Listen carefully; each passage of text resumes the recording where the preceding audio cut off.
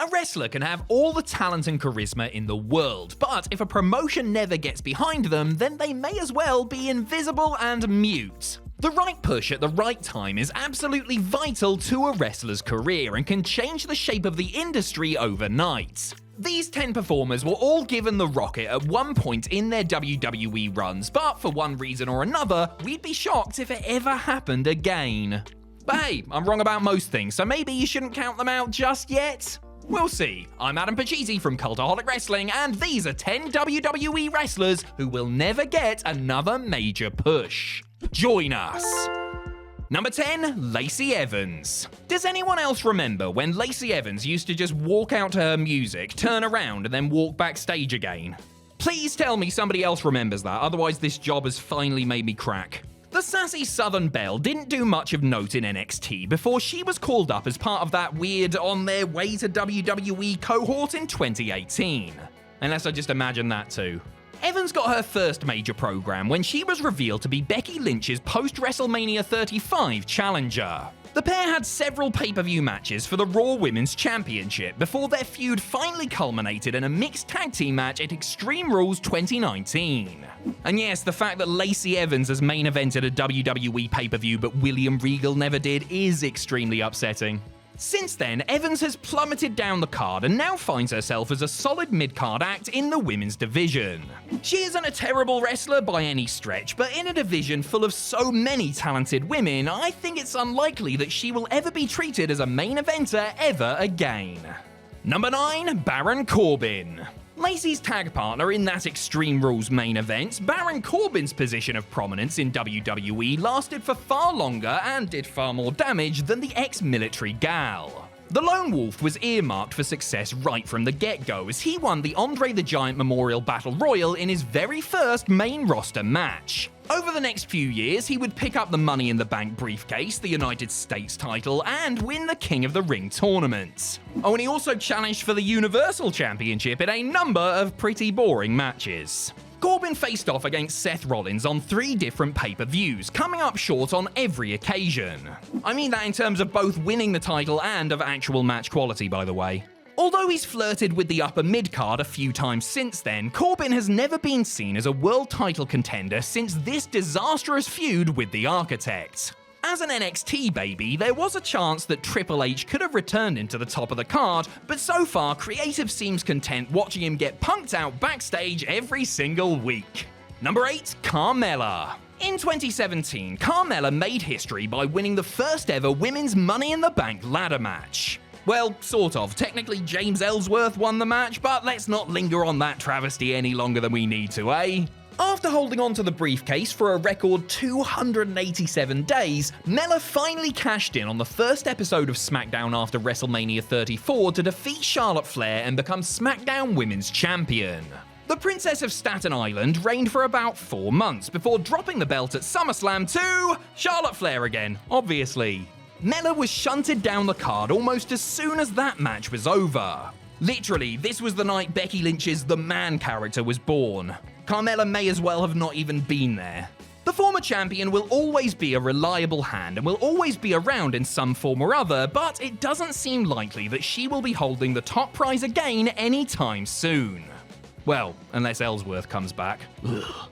Number 7, The Miz. Is it fair to call The Miz's WWE title reign in 2021 a push?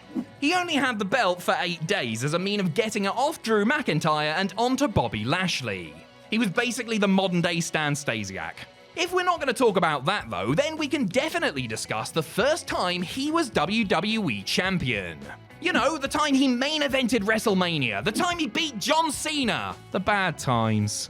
Miz was hot property back then, having turned his Money in the Bank briefcase win into several months as world champion. After dropping the title to Cena, Miz seemed set to be an upper mid-carder, but was soon pushed out when a certain CM Punk got super popular instead. Over the next decade plus, Miz had brief stints in the main events, but always seemed more comfortable on the step below. Pretty recently, he had been assigned to helping get Logan Paul over, and to be honest, he was great at it. Sadly, we just can't see Miz having a third run with the top belt, although stranger things have happened. Number 6, Karrion Kross. Honestly, it would not be surprising if Triple H and Karrion Kross were related, because the game went to extraordinary lengths to get him over. And they both really like leather jackets too. At NXT TakeOver in Your House, the former Killer Kross decimated Tommaso Ciampa to establish himself as the brand's new resident monster. 3 months later, he would defeat Keith Lee to unseat him as NXT champ. Things were looking good for Mr. Kross, but wait, what's that? Oh no, it's Vince McMahon holding up a GIMP mask. Karrion's giant legs were cut from under him when he was forced to debut on the main roster looking like a low-budget Demolition cosplayer. What's more, he lost his first match to Jeff Hardy in like 2 minutes. What is going on?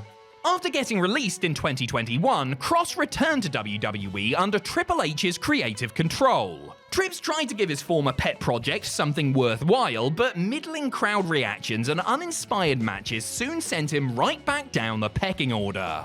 Kross has recently expressed his unhappiness with his current WWE position, so we may not be seeing him with the company for much longer.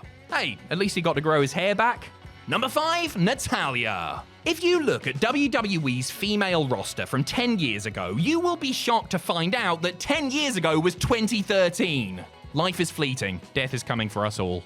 You will also notice that Natalya is one of the only women from that time who is still with the company.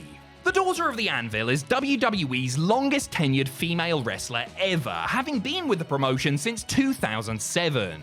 Her talent stood out like a sore thumb in the late noughties/early 2010s and has more than earned her status as a respected vet. That being said, is anybody really crying out for another Natty World title reign? The last time the Canadian won a singles title was back in 2017. She got a whiff of the main event through her real-life friendship with Ronda Rousey, but that's been about it. The general consensus is that Natalya has had her time in the sun, and there are just more interesting choices out there for the top prize. That said, it's reassuring to know that if a random woman needs a tag team partner for a random episode of Raw or SmackDown, then Natty will be there, cat ears in hand. Number 4, Braun Strowman. Braun hasn't been given the huge welcome many were expecting for him since his 2022 return. The former Wyatt family member got released back in the pandemic and, after controlling his narrative for a little while, found his way back to the big dub. Before he left, he was a huge deal, a former world champion no less, so fans were just waiting for him to be slotted right back into the main event scene. But that just hasn't happened yet. Since his return, Braun has terrorized the tag team division, feuded with Omos, challenged for the IC Championship, and formed a tag team with Ricochet. Oh, and he also posted that tweet criticizing high-flying wrestlers. Maybe his big fat mouth has something to do with his lack of big fat push? Just saying. WWE tried many times to present Strowman as a top guy in the past, but pretty much dropped the ball with him on every occasion. His feuds with Roman Reigns and Brock Lesnar made him seem like a star in waiting, but the years have gone by and he's yet to live up to his full potential. Hey, at least we'll always have the time he made train noises when he ran around the ring. Number 3, Dolph Ziggler. Once upon a time, Dolph Ziggler had the wrestling world at his fingertips. The night after WrestleMania 29, the show-off cashed in Money in the Bank on Alberto Del Rio to win the World Heavyweight Championship for the first time. Just forget about when Vicky Guerrero handed him the belt on a random episode of SmackDown, alright? Unfortunately, fate was not on Zigglypuff's side, as a concussion would cut his title reign painfully short. And that was the last time he was ever world champion on the main roster. Ziggler has been the victim of stop-start pushes his entire WWE career. He's the sole survivor at Survivor Series, and then he's a bit part in a WrestleMania ladder match. He's fighting for his career against The Miz, and then he's part of a thrown-together tag team with Bobby Roode. Seriously, just give the man some consistency, please. It's clear from his positioning these days that the company sees him as nothing more than a veteran mid-carder who can help get new talent over. Whilst there was a time when he could have been a megastar, the good ship SS Ziggler has unfortunately sailed. Number 2, Kofi Kingston. Kofi Mania was a magical time. After over a decade of dutifully performing in ladder matches, tag team matches, and getting the odd IC or US title run, Kofi Kingston finally won the big one. He earned himself a spot at WrestleMania 35 and with his good friends Big E and Xavier Woods at his back, defeated Daniel Bryan to become WWE Champion for the first time in his illustrious career. And then what happened when he lost the title to Brock Lesnar? Well, he was put right back into the tag division and his title reign was barely mentioned ever again. Dreams do come true. 1 year on from Kofi Mania, Kingston was fighting in a ladder match for the SmackDown Tag Team titles. He then got battered by Omos, and then he and Woods got beaten in about 3 minutes by the Brawling Brutes. Sure, he and Woods have won the NXT tag straps recently, but the company just doesn't seem interested at all in doing anything proper with Kofi if it doesn't involve the rest of the New Day. And this is bonkers, as they've literally got proof that people are interested in him as a single star. I mean, thank God he's got the power of positivity, otherwise this would all be very bleak. Number 1, Jinder Mahal. Even though it happened way back in 2017, it still doesn't feel quite real that Jinder Mahal was WWE Champion for most of a calendar year. The former 3MB member was chosen to spearhead the company's expansion into the Indian markets, even though they portrayed him as an incompetent heel who needed all the help he could get from his cronies to win matches. For 170 long, underwhelming days, Mahal's reign was filled with boring matches, bland promos, and a mysterious force that could drain joy from a person if they just thought about it. Mercifully, his time with the gold was ended by AJ Styles. Thank you, Alan.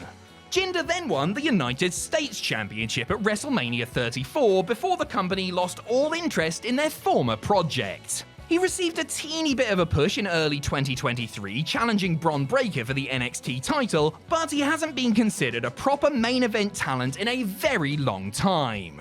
Honestly, it's not like I want to hinder Jinder, but I'm also pretty happy seeing literally anyone else in the hot seat.